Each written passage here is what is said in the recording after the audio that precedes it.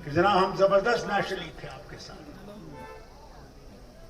अल्लाह करे कि हम इन बेईमानों को पीछे रखें।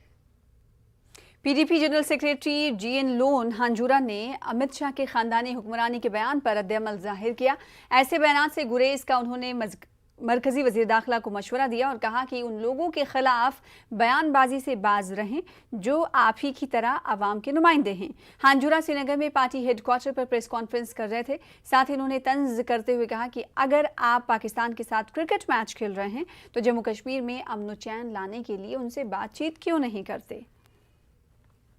मुझे लगता है कि ये राग अलापना की डायनास्टी रूल चल रहा है, ये किसी हद तक भी ये काबिल कबूल नहीं है, क्योंकि जो भी यहाँ चीफ मिनिस्टर बना, जो भी यहाँ एमएलए बना, जो भी यहाँ पार्लियामेंट मेंबर बना, उसको लोगों ने चुना है, बाज़ाब्ता तौर चुना है, और उसका ये इलेक्शन का प्रोसेस जो होता है या इलेक्शन कमीशन ऑफ इंडिया कर रहा है।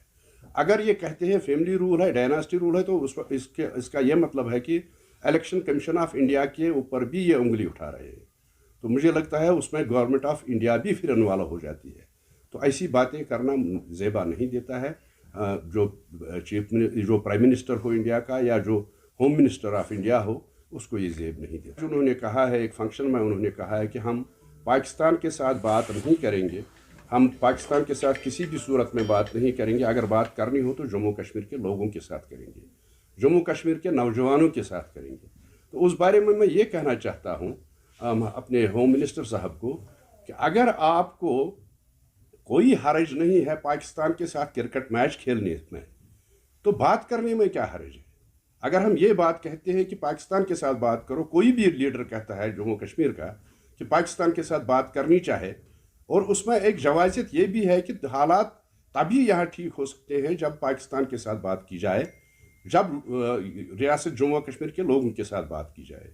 तो उनको क्या हर्ज है इसमें, और वो क्यों जो भी यहाँ लीडर बयान देता है कि पाकिस्तान के साथ बात करनी चाहिए, उसको कहते हैं ये एंटी नेशनल है। तो उसका मतलब ये है कि यहाँ पर नेशनलिस्ट जो हैं वो सिर्फ बीजेपी वाले हैं। खबरें जारी रहेंगी, रुकेंगे एक और ब्रेक के लिए।